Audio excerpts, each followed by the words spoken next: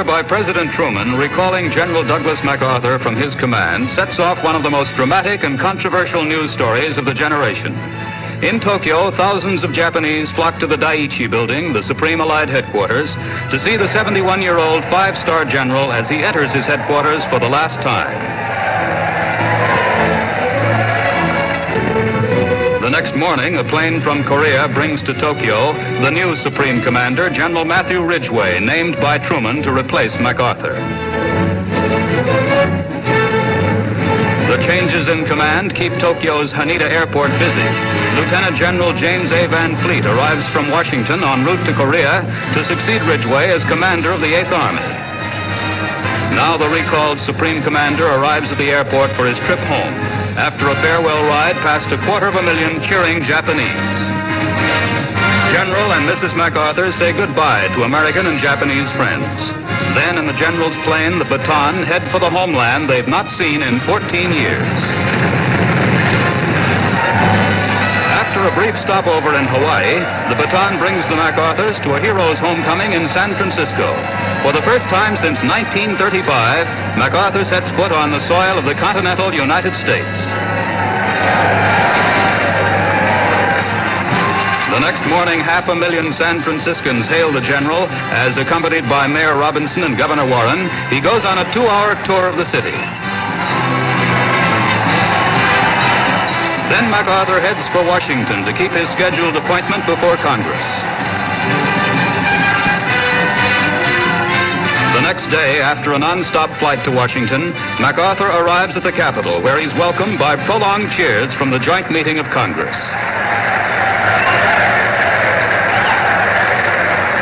In a dramatic and impassioned speech, MacArthur defends his Far East policies and then closes on a personal note. I am closing my 52 years of military service.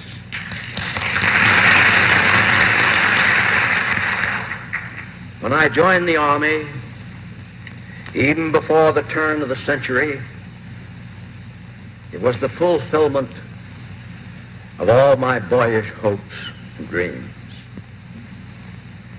The world has turned over many times since I took the oath on the plain at West Point, and the hopes and dreams have long since vanished. But I still remember the refrain of one of the most popular barrack ballads of that day, which proclaimed most proudly that old soldiers never die. They just fade away. And like the old soldier of that ballad, I now close my military career and just fade away. An old soldier who tried to do his duty as God gave him the light to see that duty. Goodbye.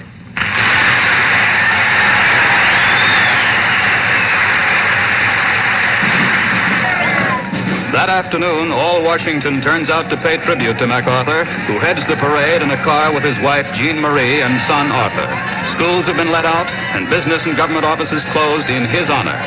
The celebration reaches its climax at the Washington Monument, where a vast throng hails MacArthur, who then goes on to New York. In New York on the following morning, the tumultuous welcome continues. 2 out of every 3 New Yorkers, including 4 million visitors, a total of 7.5 million people, turn out to give MacArthur the noisiest reception ever received by anyone as he tours the city. A blizzard of confetti, ticker tape, and torn paper, which eventually reaches a total of over 3,000 tons, cascades on MacArthur along his 19-mile route.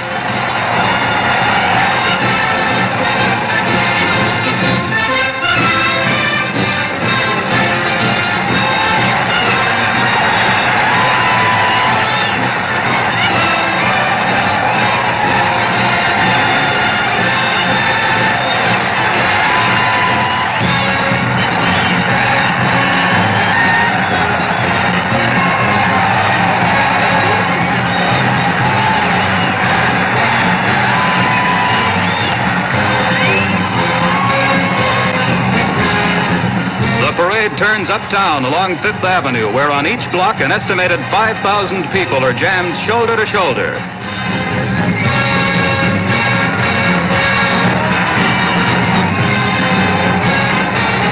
Young Arthur enjoys his share of the welcome, too.